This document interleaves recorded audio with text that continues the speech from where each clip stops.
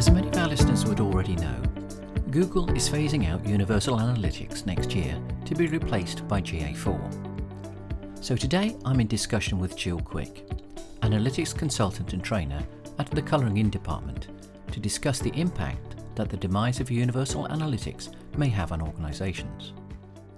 We talk about some of the new features in GA4, what features are going away, and most importantly, what organisations should be doing to get their house in order for the transition. So Jill, let's move on to GA4 because it's a pretty hot topic now amongst many other hot topics within the marketing department. But GA4 has been rolled out since autumn of 2020. But many organisations have been very sluggish to adopt, I suppose mainly because of COVID, etc., something like that. But it seems that Google will be ending the life of Google Analytics or Universal Analytics next year in July. So that means that people have probably only got a year to take action. Do you still find that there are lots of organisations that are very sluggish in moving forward from Universal Analytics to GA4? 100%. So I've been doing GA4 migrations and training from about November 2020, and I think some of the feedback I've had, and obviously since Google announced in March that they were making a very drastic and not necessarily what Google has done before in the past change to how they're going to be removing a legacy version of their analytics program, it has caught people off guard. So in some regard, it might be seen as a bit sluggish, but I think that because of the pandemic, because we haven't been doing lots of conferences and events and lots of things where we'd be talking about things that are happening in our industry. And let's be honest, we've been living and working through this pandemic. I've been homeschooling my small children. We're just trying to survive and avoid the plague. Yes. So in some regard, I think even though it's been 2 years, and if you look at the messaging from Google, from just their emails, when it started, it was very much, hey, this is new, be an innovator. You know, this is going to be something that's new and fancy and you can do more things. Be an early adopter. Yeah, within a year, the message had been, this should be your primary analytics platform.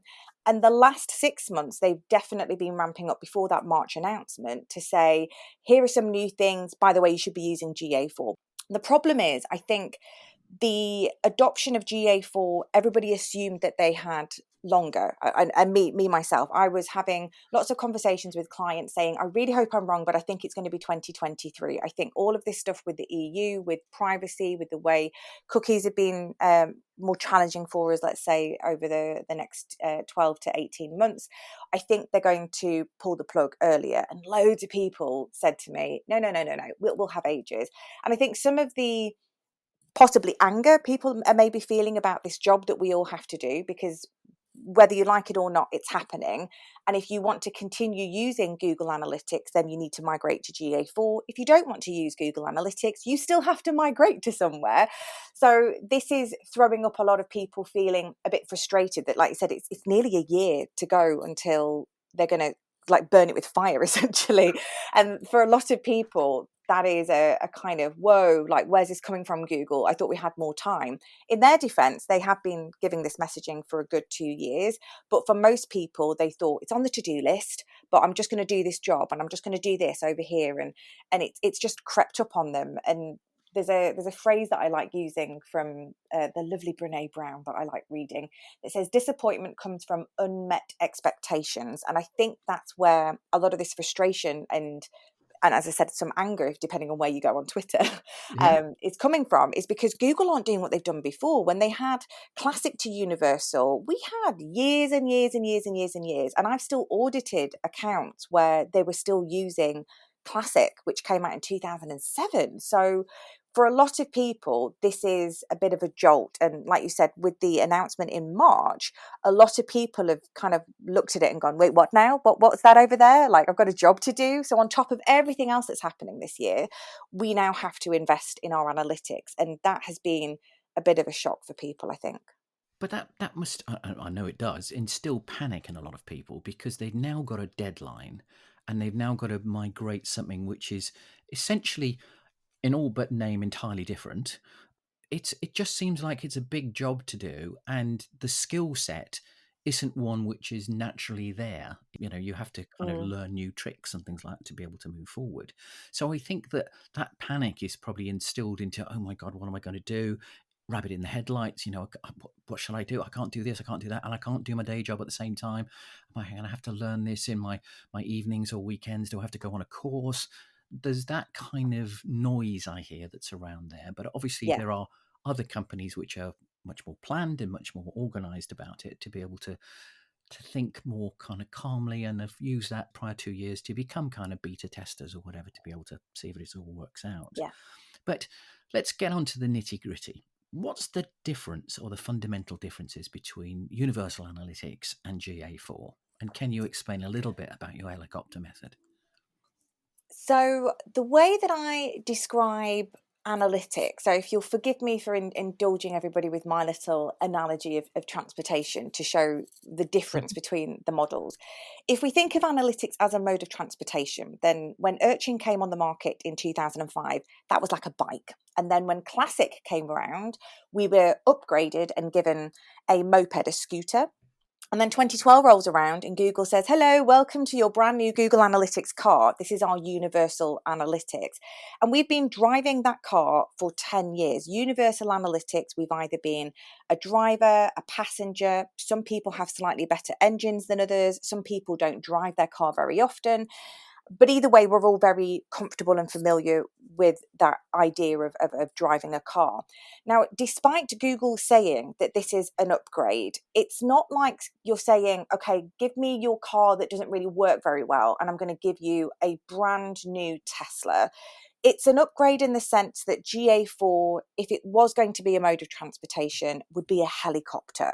So it's not an upgrade. I mean, it is, because, if you were to pop me in a helicopter and go, we're going to fly you back up north to your family, it would take significantly less time than the car, and I'd be really happy about it.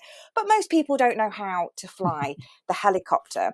And I think when they've been going into the user interface of GA4, they're like, whoa, this looks really different. It is, The user yeah. interface is different. It plays different. And I'm like, yeah, because whilst there are some similarities, as a car and a helicopter both have doors and seat belts and windows, it is a completely different model. So where Universal Analytics was a hit-based model, we had our users, our sessions, and our hits. In GA4, this helicopter is a pure event-driven model. So we have users and events. And this is, for myself included, having been an analytics consultant now for over a decade, it is such a mind-bending flip to go, oh, page view, no longer a hit, now an event. Like, it's No still, bounce rates. it's taken me some going, and they're not named the same way. So what was a dimension and a metric and an event category action label in Universal Analytics in the car, I now have a different event name and parameter in GA4. So I'm still referring to a checklist whilst I get some brain neurology, neuro pathways changing for me to work on this. So it is different, and if you start to think that it's going to be apples for apples, you're going to be disappointed. You can't expect GA4 to be similar to Universal, because it is that helicopter car analogy. Really, they are different models. But it's not just slightly different, and I agree with your analogy that it's like moving from a car to a helicopter. But the person that drives a car has had 40 years, I suppose, of knowing what a car is and how it does it, and there's lots of them about. Helicopters are not that common, and the pilots of helicopters, there aren't that many by comparison to those that drive cars. So I'm trying to think that, the analogy is, we're going to take your car away from you, and we're going to give you a helicopter. And so it's that fear that you've got this helicopter to pilot now, as opposed to the driving the car, which was very familiar because everybody does it and you did it for years and things like that. And moving into this environment where, as opposed to having a steering wheel, you've now got a joystick. And I think that even though it is different, putting an optimism spin on this, change is challenging, but change also brings opportunities. And I think as marketeers, as practitioners... You're listening to the shortened version of this podcast. To listen to the full version, visit your favourite podcast player and search for Webtrends Optimize or The Big Lift. Why not register to attend our upcoming webinar with Jill Quick, in early July. Find out more by visiting the link below.